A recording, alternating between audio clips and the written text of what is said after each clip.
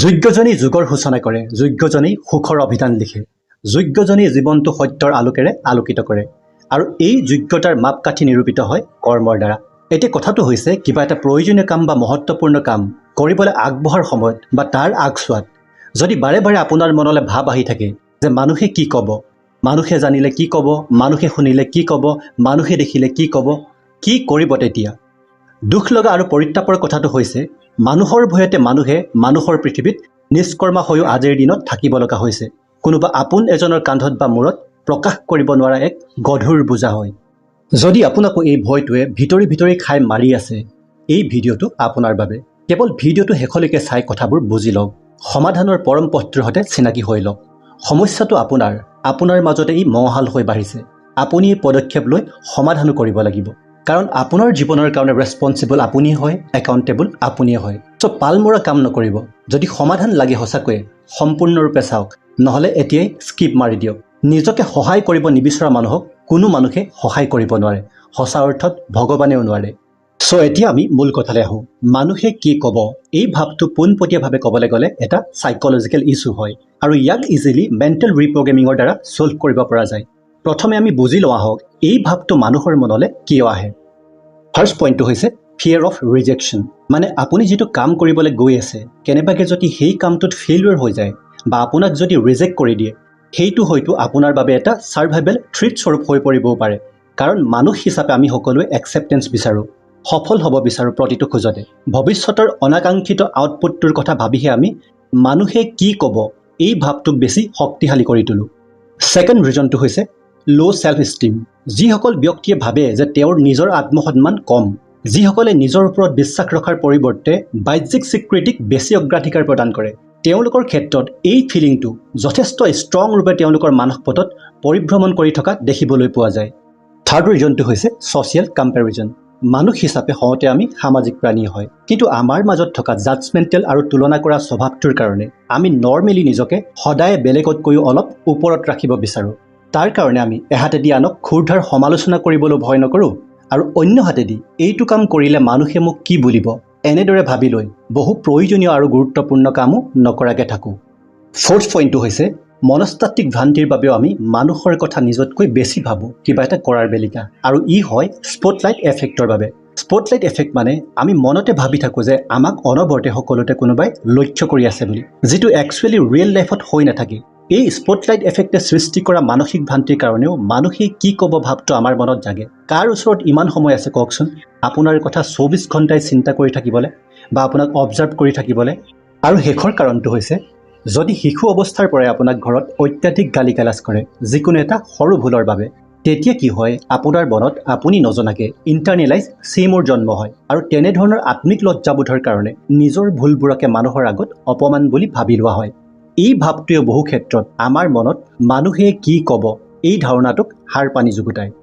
এইবোৰৰ উপৰিও বহু ক্ষেত্ৰত পৰিয়াল আৰু সমাজ ব্যৱস্থাটোৱেও মানুহ এজনৰ মনত তেনে ভাৱৰ উদয় হোৱাত ডাইৰেক্টলি আৰু ইনডাইৰেক্টলি কণ্ট্ৰিবিউট কৰে। কিন্তু কথাটো হৈছে বাহিৰা কাৰকবোৰে তেতিয়াহে আপোনাক ক্ষতিসাধন কৰিব পাৰে যেতিয়া আপুনি সিহঁতক সিহঁতৰ দৰে একচেপ্ট কৰে আৰু এলাউ কৰে। চাওক, কোনোবাই আনৰ সমালোচনাবোৰ সমালোচনা হিচাপে লৈ নিজকে ধ্বংস কৰি দিয়ে আৰু কোনোবাই চেলেঞ্জ হিচাপে লৈ নিজকে আৰু আপগ্ৰেড কৰে। আপুনি কেনেকৈ সমালোচনাবোৰ একচেপ্ট কৰে সেইটোৱে নিৰ্ধাৰণ কৰিব সমালোচনাবোৰ আপোনাৰ কাৰণে ধ্বংসাত্মক হ'ব নে প্ৰেৰণাদায়ক হ'ব। আমি সকলোৱে জানো যে মানুহ শব্দটো সংস্কৃতৰ মনুষ্য শব্দৰ পৰা আহিছে, যাৰ চিম্পুল অৰ্থ হৈছে মনৰ ঊৰ্ধ্বমুখী যাত্ৰা। কিন্তু আমি কৰি আছোঁ কি? পঞ্চ ইন্দ্ৰিয় আৰু আৱেগৰ দ্বাৰা গ্ৰসিত হৈ মনৰ পৃথিৱীতে বিচৰণ কৰি আছোঁ, বিবেকবোৰক ৰুগীয়া কৰি। আমি আচলতে কৰিব লাগে কি? আমাৰ চেন্স অফ এৱাৰনেছটো মানে সজাগতাৰ লেভেলটো অলপমান জীৱনৰ পক্ষে ছাপৰ্টিভ হোৱাকৈ ডেভেলপ কৰি ল'লেই হ'ল। বৰ ডাঙৰ কাম নহয় যদি আপুনি ইচ্ছা কৰে।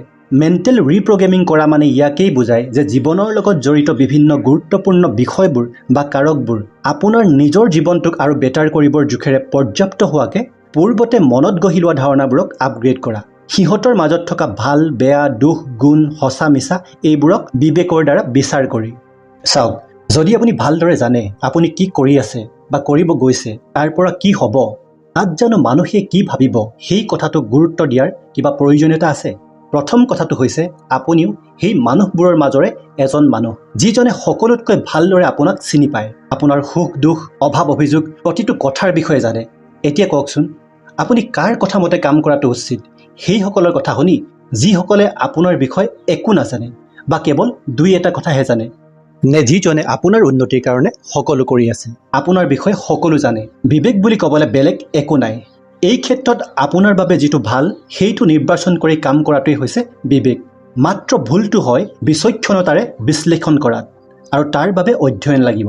অধ্যয়ন জীৱনৰ এটা পাৰ্ট নহয়, জীৱনৰ আটাইতকৈ পৰম পথটোৱে হৈছে অধ্যয়ন। মানুহ, জীৱন, পৰিৱেশ, পুথি আৰু পৰমাত্মাক অধ্যয়ন কৰিবলৈ শিকক। উত্তৰবোৰ অনুভৱত পাই যাব। দ্বিতীয় কথাটো হৈছে যিটো বস্তু, সিদ্ধান্ত বা কৰ্মই আপোনাক চাৰ্ভ কৰে, আপোনাক গ্ৰ' হোৱাত সহায় কৰে, গুৰুত্ব সদায় তাকেহে দিয়ক। বাকীবোৰ যিদৰে আহিছে আপোনাৰ জীৱনলৈ একেদৰে ওলাই যাবলৈ দিয়ক। সেইবোৰক অহাৰ দৰে যাবলৈ দিয়াটোৱেই হৈছে বিচক্ষণতা। এজন পথিকৰ পিঠিত থকা বেগটোৰ ওজন যিমানেই কম হ'ব সিমানেই তেওঁ দূৰলৈ যাব পৰাকৈ শক্তি সামৰ্থ্য থাকিব। বকিব নোৱাৰাকৈ এসোপামান বান্ধি ল'লে হয় এখোজ লৰিবই নোৱাৰিব, নহয় দুখোজ গৈয়ে তেওঁ থমকি পৰিব। জীৱনৰ বাটত আগুৱাব হ'লে মনত থকা শংকাবোৰ এৰিব লাগিব, বুকুৰ বোজাবোৰ এৰিব লাগিব। অলাগতিয়াল সকলো দলিয়াই পেলাব পাৰিলেহে আপুনি আগবাঢ়িব পাৰিব। তেতিয়া আপোনাৰ বিষয়ে কোনে কি ভাবে চাবলৈ সময় থাকিব জানো? নিজৰ মাজত নিজক লৈ আপুনি ব্যস্ত হৈ পৰিব। চ' যিমান পাৰে নিজক সময় দিয়ক, নিজৰ উত্থানৰ ওপৰত আপুনি কাম কৰক। নেক্সট কথাটো হৈছে নিজক মূল্য দিবলৈ শিকক প্ৰথম, আৰু কোনোদিনে আনৰ সৈতে নিজকে তুলনা নকৰিব। তুলনা কৰিবলৈ আপুনি ভিৰৰ মাজত থকা পুথি খলিহনা নহয়, প্ৰচুৰ সম্ভাৱনাৰে পৰিপূৰ্ণ ভগৱানৰ মহান্তম সৃষ্টি। So' always respect and value your self.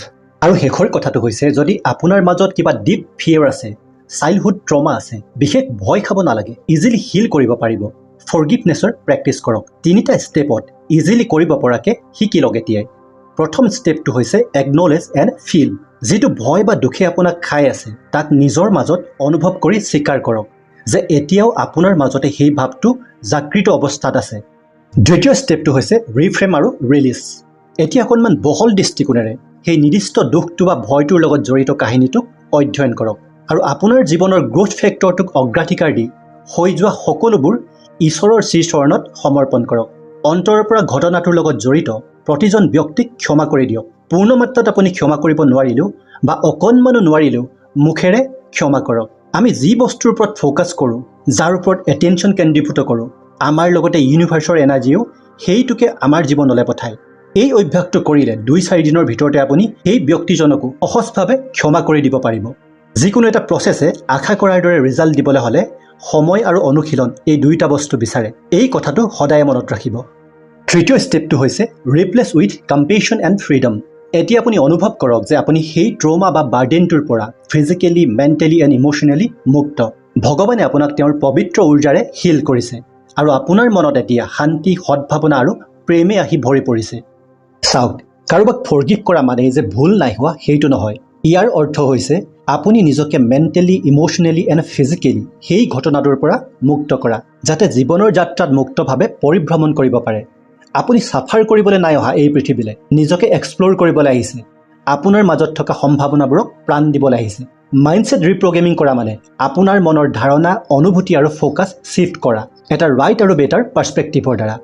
এই ক্ষেত্ৰত আপুনি ডক্টৰ লুইচ হেৰ you can heal your life নামৰ কিতাপখনৰ আশ্ৰয় ল'ব পাৰে। যিকোনো শাৰীৰিক আৰু মানসিক ৰোগ নিৰাময় কৰাৰ ক্ষেত্ৰত এই কিতাপখন যথেষ্ট সহায়কাৰী। আশা কৰোঁ আজিৰ ভিডিঅ'টোৱে মানুহৰ মনত মানুহৰ প্ৰতি থকা প্ৰতিবন্ধকতাবোৰ সমূলি দূৰ কৰাত সহায় কৰিবলৈ সমৰ্থ হৈছে বুলি। এনেধৰণৰ এবছলিউট সলিউশ্যনৰ বাবে আমাৰ চেনেলটো ছাবস্ক্ৰাইব কৰি থওক। লগতে আপোনালোকৰ মত অভিমত সকলো লাইক, শ্বেয়াৰ আৰু কমেণ্টৰ মাধ্যমেৰে জনালে আমিও আনন্দিত আৰু কৃতজ্ঞ হ'ম। ধন্যবাদ।